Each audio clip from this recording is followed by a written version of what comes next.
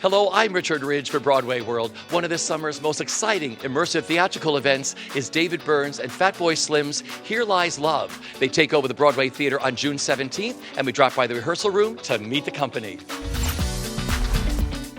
You're about to return to Broadway in Here Lies Love. How excited are you? I am thrilled. I'm so excited to be telling this Filipino story with a full Filipino cast and to be playing a Filipino for the first time in my life as a Filipino artist.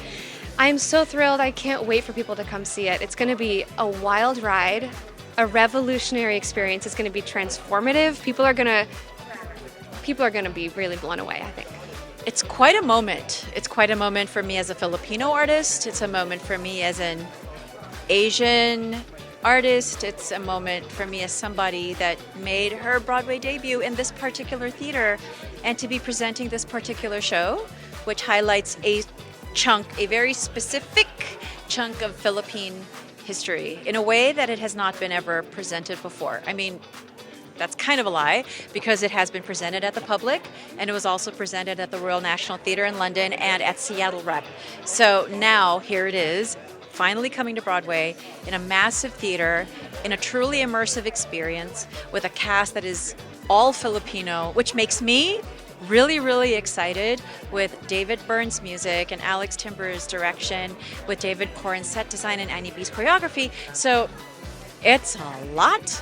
I mean, looking at it on paper, there is a wonderful pedigree given all of the achievements of all of these incredible artists.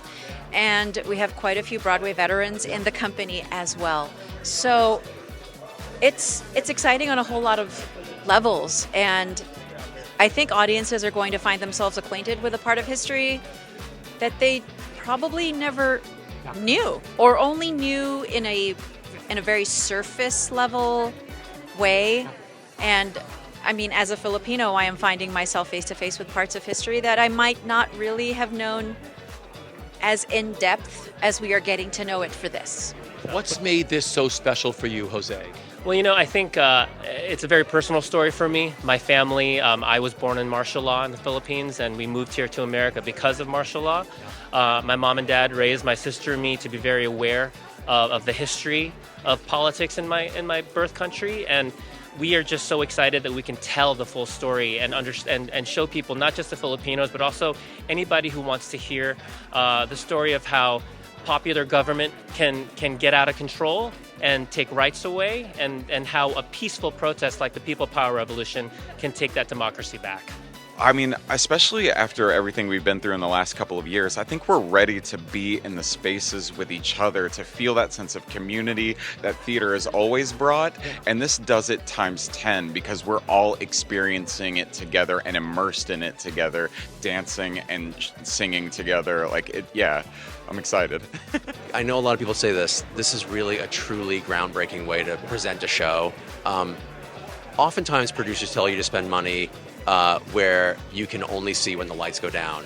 They have really respected the way that the show has been conceived of since its inception, and the way it was conceived is in this immersive way, in which audience is at times cast in certain roles in the narrative, and from the very, very first conversation, we felt like that was an important way to present the show. And to their credit, we waited and waited and waited to find the right theater, the right producing team, the right creative team, and they have really respected what was built into the DNA of the show. And so we have ripped out every single seat from the orchestra. We have completely built a massive structure inside, not a superfluous way to show the show, but directly tied to narrative. And so it's extraordinary. I mean, as someone who builds environments for a living, this is by far the biggest and most complicated and longest coming, project I've ever worked on. For me, this piece of art has been the most special, because it really gave me the gift of reckoning with my own history, right? For a lot of us, this is our gift to the world, this sort of cautionary tale, but wrapped in this exuberant theatrical juggernaut, There's so many possibilities in the theater, and it's great that Broadway seems to be opening up and open to new ways of staging things, new kinds of music that aren't kind of traditional Broadway music, but they are still about storytelling. That's that's what's happening. I know what attracted you to this, so what do you hope audience members take away after experiencing a performance of Here Lies Love? Well, obviously, I expect audiences to have a great time. It's a lot of fun, but I think by the end, I expect them to have a feeling of hope. That there's a feeling of hope that change can happen, and that they can somehow bring that into their own lives and their own country. Yeah, we say that this show is basically a Trojan horse. It's a party. It's ecstatic joy. We want you leaving floating on a cloud. But it has also something really deep and meaningful underneath a very important story, and it's a very timely story. And so the greatest success to me would be that you leave floating on a cloud and then you go home and Wikipedia a ton of stuff, you know? Audiences have never seen anything like this before. What do you hope they walk away with?